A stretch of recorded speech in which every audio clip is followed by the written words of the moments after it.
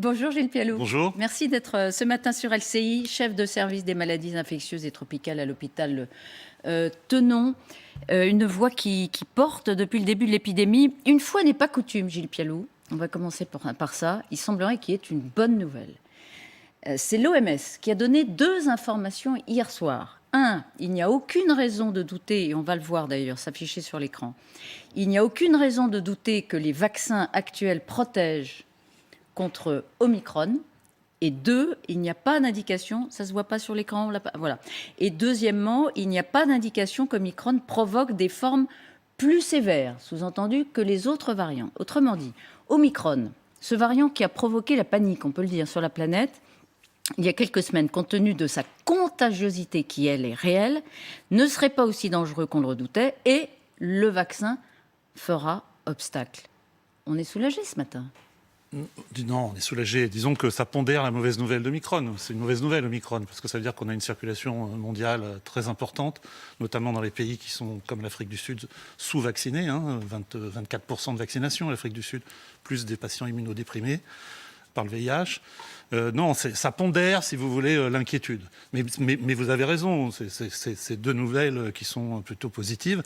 Il faut une confirmation sur les formes graves. Je sais que ça a été annoncé aussi par M. Covid aux États-Unis, Anthony Fauci, qui a dit qu'il n'y avait pas de raison de penser qu'elle était plus sévère. Tant mieux. Parce que ça veut dire que ça pèse moins sur les hôpitaux. Mais de là à dire que Omicron est une bonne nouvelle ou que Omicron pourrait régler le problème de la pandémie... Non, c'est pas ce que dit l'OMS. L'OMS dit... Effectivement, il n'y a pas de preuve que les vaccins... Il n'est pas aussi dangereux qu'on l'a redouté. Voilà, c'est déjà, compte tenu de sa contagiosité, c'est quand même une bonne nouvelle. Je ne peux pas considérer qu'un nouveau vous variant... Vous ne voulez pas le qualificatif de bonne nouvelle. Voilà, ce n'est pas une bonne nouvelle, ça pondère la mauvaise nouvelle. Voilà. Mais vous avez raison, c'est des informations importantes. Mais ça soulage par rapport à des inquiétudes qui avaient été Bien quand sûr, même sur la pression hospitalière notamment. Et par ailleurs, ça encourage la vaccination, puisque l'OMS nous dit que ce vaccin, on n'en avait pas encore non plus la certitude, ça reste fragile, mais c'est quand même une indication, ce vaccin ferait obstacle à Omicron. Ce n'était pas gagné. Je voudrais, à ce stade, qu'on s'arrête de quelques instants pour commencer cet entretien sur justement 2 affirmations qu'on entend encore dans le débat. Le vaccin ne protège pas. La preuve, cette 5e vague, on nous raconte n'importe quoi sur le vaccin. On l'entend encore aujourd'hui dans la bouche de certains. Est-ce que ça, c'est vrai ? Il y a une 5e vague, ça veut dire que le vaccin nous protège. C'est une des raisons pour lesquelles les experts de terrain, dont je suis, parce que mon boulot, c'est pas la télévision, c'est d'être dans les cellules de crise. C'est pour ça qu'on vient aussi, c'est de temps en temps, il faut arrêter un peu la machine à fake news. Donc ce vaccin permet de dissocier le nombre de cas qui est quand même hallucinant, parce que quand même 59 000 hier, on ne peut pas faire comme si c'était rien. Donc une circulation virale très importante. Et une pression sur l'hôpital qui est évidemment sans commune mesure avec ce qu'on a connu avant le vaccin. Hier, avant-hier aussi, l'OMS, mais là dans sa version Europe, a communiqué en disant qu'il y a à peu près au niveau Europe et Asie centrale, 53% des gens qui sont vaccinés correctement. Et ils ont modélisé que ça a permis d'économiser 470 000 vies. 470 000 vies en Europe. Un demi-million de morts évitées. Voilà. Donc, OK, c'est un vaccin qui est imparfait par rapport à la transmission, mais c'est un vaccin, on l'a dit et on le répète, qui diminue les formes graves, qui diminue les passages en hospitalisation, qui diminue l'entrée en réanimation. Et je peux juste vous préciser quelque chose de terrain, c'est qu'on a l'impression qu'en ce moment, le profil des patients qui rentrent dans mon service est un peu différent. Au début, c'était une caricature de non-vaccinés. 80%, on a dit, de non-vaccinés. Maintenant, se rajoutent des gens qui sont à distance de la vaccination. C'est-à-dire qui ont laissé passer les 5 mois, les 6 mois, et qui n'ont pas eu la dose de rappel. Et qui, eux, peuvent être effectivement des sujets jeunes. Et puis, bien sûr, on a des patients qui ont soit échappé au vaccin parce qu'ils sont immunodéprimés, des transplantés, etc. Donc, globalement, on sait le profil des patients qui sont en hospitalisation et on sait le profil des patients qui sont en réanimation. Donc, voilà, on ne va pas sans cesse répéter qu'il y a un bénéfice énorme de cette vaccination qui permet à cette 5e vague, pour l'instant, de ne pas remplir l'hôpital, mais de le mettre énormément sous tension. Votre réponse de clinicien qui est au plus près du réel, c'est quand même le réel qui est important, c'est que ce vaccin, s'il est imparfait, vous l'avez dit, imparfait sur la transmission, sauve des vies. Il sauve des vies. Il y a une autre argumentation contre le vaccin dont je voudrais que vous fassiez litière ou pas, on verra. C'est une protection individuelle, ça n'est pas une protection collective, la vaccination. Mais c'est les deux, c'est-à-dire à partir du moment où vous... Parce qu'on utilise l'argument selon lequel, effectivement, les gens vaccinés peuvent transmettre. le virus. D'abord, ils le transmettent moins. Alors après, où on met le curseur, est-ce que c'est 50% de moins? Enfin, il y a une transmission déjà ça de gagner. qui est atténuée, Ouais. par la vaccination, en plus des formes cliniques qui sont elles-mêmes atténuées. Évidemment que c'est un bénéfice collectif. C'est un bénéfice pour la société. Donc il faut arrêter avec ça. C'est bénéfice individuel et bénéfice collectif. Vous en êtes où, vous, de la réflexion sur la vaccination obligatoire? Je voudrais dire qu'elle a été décrétée en Pologne, en Grèce, elle est sur la table en Allemagne, elle est imposée en Autriche et on va regarder, il y a des sanctions précises qui sont associées à cette vaccination obligatoire en Autriche à partir de mars prochain. 600 euros, 600 euros si on n'y va pas, et si on refuse de payer l'amende, c'est 3 600 euros. J'aurais voulu que ça s'affiche, mais ça ne vient pas, tant pis. François Bayrou, hier sur LCI, a répété qu'il y est favorable. Et vous? Je pense qu'il faut essayer déjà de récupérer par tous les moyens, c'est ce que fait un peu quand même le ministre de la Santé, ce qu'on appelle l'aller vert, les 6 millions de personnes qui sont éligibles à la vaccination et qui n'ont eu 0 dose. Donc déjà, on a ce problème-là. Après, vous l'avez bien vu, ça a été annoncé aussi, on va gérer le problème des 5-11 ans. Donc je pense que c'est quelque chose qui va arriver inéluctablement. On peut en discuter. Oui. Et évidemment, si tout cela, parce que tout cela n'a pas un effet pour la bûche de Noël, vous voyez ce que je dis, ça met du temps à se mettre en place, etc. L'effet de la vaccination par un effet mécanique. Là, il y a un très gros engouement sur le rappel, c'est une très bonne nouvelle. Et je pense que si ça ne suffit pas, il faudra discuter de l'obligation vaccinale. Mais l'obligation vaccinale, elle n'est pas forcément toute la France. Ça peut être aussi par profession, c'est-à-dire d'élargir. Voilà, on l'a fait pour les personnels de santé, les accompagnants, etc. Peut-être qu'il faut élargir les professions qui sont relevables de l'obligation vaccinale. C'est-à-dire, vous pensez à quoi? Aux enseignants? Par exemple, oui, enfin, tous les gens qui sont en contact avec le public aussi. Donc, on pourrait très bien faire par cercle concentrique et pas forcément faire le modèle que vous avez cité d'une obligation. Et puis, il y a autre chose aussi qu'on dit toujours, on dit c'est pas faisable. C'est pas vrai, c'est faisable, l'obligation vaccinale. Il suffit d'envoyer... Vous pensez à quoi? Il suffit d'envoyer une convocation et les gens qui sont... c'est ce que vous avez dit. C'est ce que fait l'Autriche. Oui, Convocation, amende. L'Autriche a des incidences extrêmement élevées. Et elle a un niveau de vaccination beaucoup plus bas. Un niveau de vaccination autour de 60%, voilà. donc 65%, bien inférieur à la France. Et puis, elle a une circulation virale. Parce que contrairement à la France, on dépiste dans les écoles en Autriche, et ils ont une circulation virale extrêmement importante chez les enfants, avec des incidences autour de 5 000 pour 100 000, ce qui est énorme. La caricature, c'est les 2 policiers qui encadrent une dame un peu âgée qui n'a pas pu ou ne veut pas se faire vacciner. Vous dites que ça, c'est pas possible à appliquer. En revanche, une convocation avec des amendes associées, c'est faisable. Disons que c'est faisable. C'est faisable. Si on y vient, c'est comme ça que ça viendra. Alors, très important, la vaccination des enfants, parce que les parents se posent beaucoup de questions. Le gouvernement l'envisage à partir du 20 décembre s'il y a le coup de pouce ou le feu vert des autorités sanitaires. Alors là aussi, quelques questions, parce que d'abord, est-ce que c'est le maillon faible, les enfants? Il y a énormément de contamination dans les écoles. Est-ce que vous diriez qu'aujourd'hui, c'est le maillon faible en termes d'incidence et de contamination? Ce n'est pas une question de maillon faible, c'est que c'est un lieu de haute circulation du virus où on ne s'est pas donné les moyens en France de dépister à l'intérieur de l'école. Il faut être très clair. Là, vous citez l'Autriche. L'Autriche, c'est 2 tests par semaine en primaire, et des tests salivaires, et il faut les avoir négatifs pour rentrer dans l'école. Pourquoi on ne s'est pas donné les moyens dans les écoles? Parce que je crois que l'objectif du ministre de l'Éducation nationale, c'est de ne pas fermer les classes. Donc, moins on dépiste, moins on ferme de classes. C'est mathématique. Alors là, on dépiste beaucoup, puisqu'on trouve beaucoup. Mais on dépiste beaucoup. On trouve beaucoup, donc on dit que c'est parce qu'on dépiste beaucoup. Non, mais on dépiste beaucoup. Les gens mélangent les données de GEOD, qui sont les parents, les données du Santé publique France, ça s'appelle GEOD, qui sont ceux des parents qui décident de faire tester leur enfant. Et les chiffres du dépistage de l'Éducation nationale. Regardez les chiffres du dernier bulletin du 3 décembre de l'Éducation nationale. C'est 430 000 tests distribués, 230 000 de mémoire, 230 000 faits. Il y a 10 millions, 12 millions d'élèves, 6 millions dans le primaire. Donc c'est peanuts. Et donc, parce qu'on ne fait pas les tests, on va passer directement à la vaccination, c'est ça? Parce que là, ça circule parce que les enfants ne sont pas vaccinés. Non, s'ils étaient vaccinés, ça circulerait moins. Non, c'est pas parce que... moi, je me suis toujours attaché à défendre une prévention combinée. C'est-à-dire qu'on a besoin de la vaccination, on a besoin des mesures barrières, on a besoin du dépistage. Et il faut remettre le dépistage dans le système.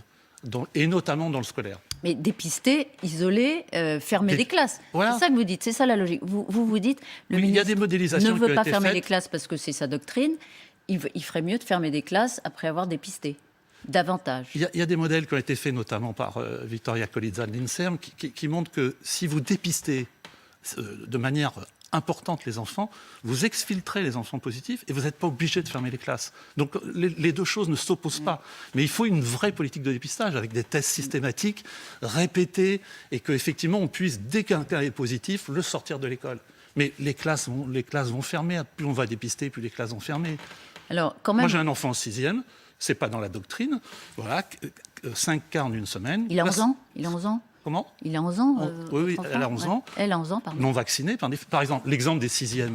Pourquoi les 6e sont traités sur le même lot que toute la scolarité, que le secondaire? Ça n'a pas de sens, puisque par définition, ils ont moins de 12 ans, donc ils sont tous non vaccinés.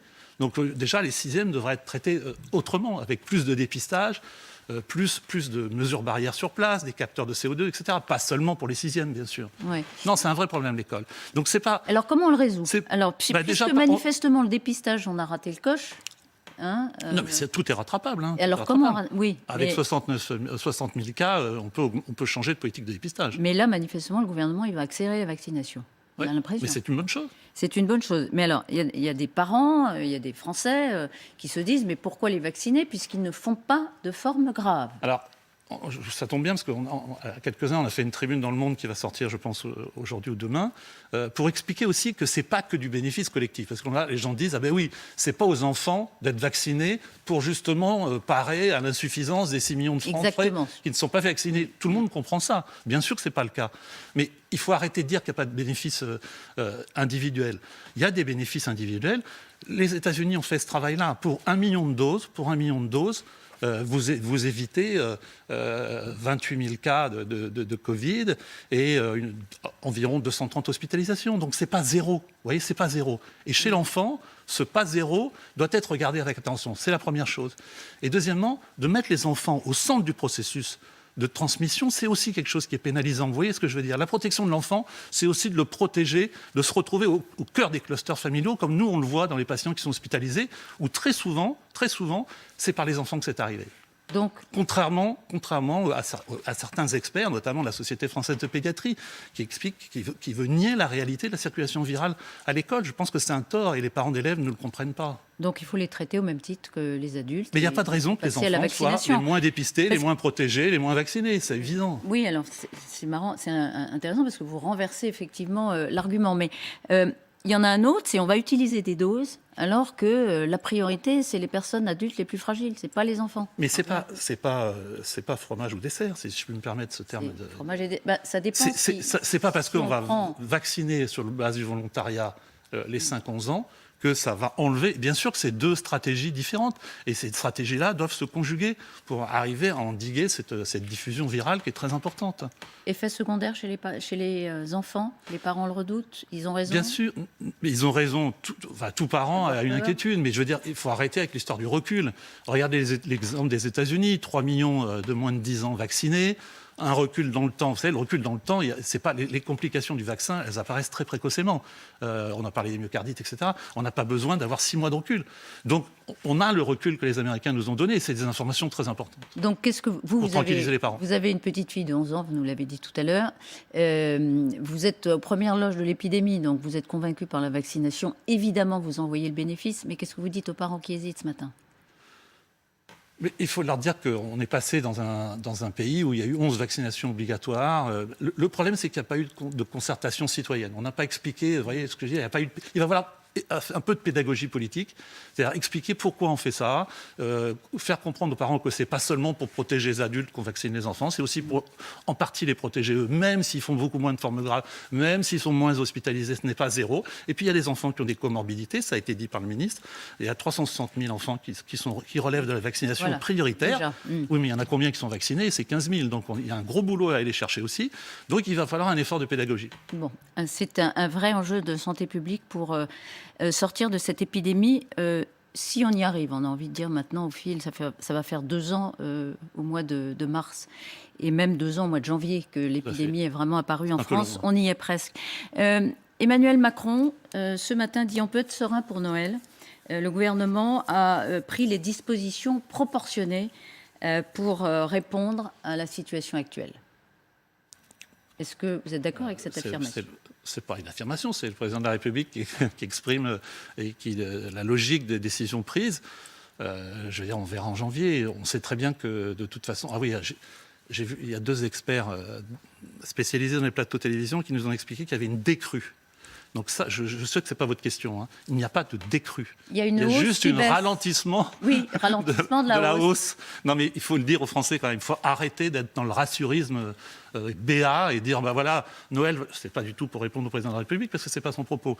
Mais j'ai entendu ici même, il faut arrêter sur le rassurisme inutile.